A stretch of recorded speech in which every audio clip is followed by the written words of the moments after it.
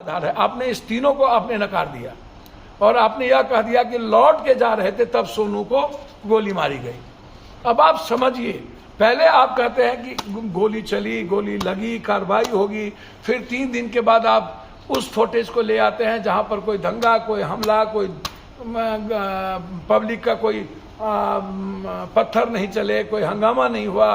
फिर आप उस लड़के के हाथ में जब कुछ नहीं था उस लड़के को आप दिखा रहे हैं। तीसरी ऐसी कौन सी मैग्नम की गोली थी जो हाथी और बड़े बड़े पहाड़ को चीर देता है? क्या वह लड़का मैग्नम राइफल लेकर के आया था कि एक व्यक्ति को मारा तो दूसरे व्यक्ति को भी गोली लग गई?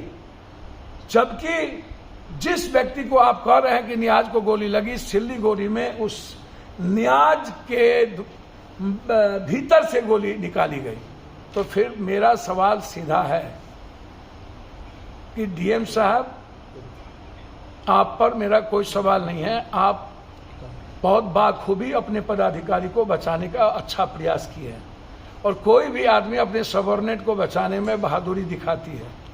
लेकिन डीएम साहब, हम दोनों आदमी जनता के लिए, हम दोनों आदमी नौकर हैं, सेवक हैं, पब्लिक रिप्रेजेंटेटिव है, जनता के नौकर, जनता के सेवक। आप हैं गवर्नमेंट सर्वेंट, आप हैं सरकार के नौकर।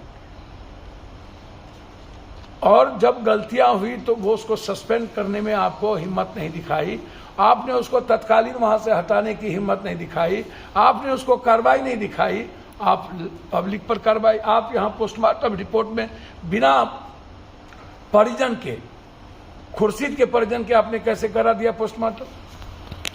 ये कौन से राइट थे, कौन से कानून थे? और मजिस्ट्रेट क्यों नहीं थी? मुद्दे भी आप, मुद्दाले भी आप थाना प्रभारी आपके केस किए, मुद्दे भी वही, मुद्दाले भी वही। किसी पब्लिक के डोमेन से केस नहीं हुआ, किसी पब्लिक के गवाह पर केस नहीं हुआ।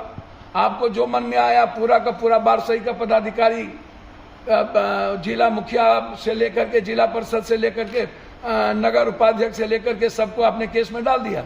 अच्छे भले जितने लोग मिले, जिससे दुश्मनी आपको साधनी थी, आपने उसको केस में डाल दिया। 1200 आपने इसलिए डाल दिया था कि कोई आपका विरोध न कर सके, हिम्मत न करे, सबके मन में यह रहे मुझ पर केस है कि मुझ पर केस है। मैं डीएम साहब, एसपी साहब से पूछना चाहता हूं कि केस का आधार क्या था?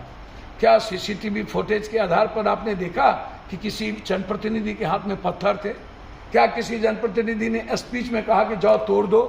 क्या किसी मुखिया, किसी जिला परिषद ने, किसी ने आपको कहा कि नहीं पुलिस की राइफल छीन लो, चलो हम मारते हैं, हमला करो? क्या तोड़ने में कोई जनप्रतिनिधि आपको सामने में आए?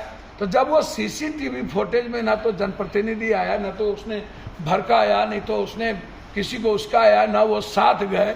जब आपकी गोली चलने के पहले हंगामा, एक बार पुलिस भाग गई, 3 घंटे से वहाँ जनता बैठी थी, एसडीओ घर से नहीं निकला। इतना अहंकारी एसडीओ की यदि वो बात कर लिए होते, ले लिए होते, तो इस तरह के परिस्थितियां पैदा नहीं होती है। जब आपको एसडीओ पर कार्रवाई, वहाँ के डीएसपी पर कार्रवाई करने में आपके पेट में दर्द क्यों है? क्यों बचाना चाहते हैं? 3 घंटा से हम बैठे रहे, उसके बाद हम एक बार पुलिस जब निकली तो लोग भाग गए।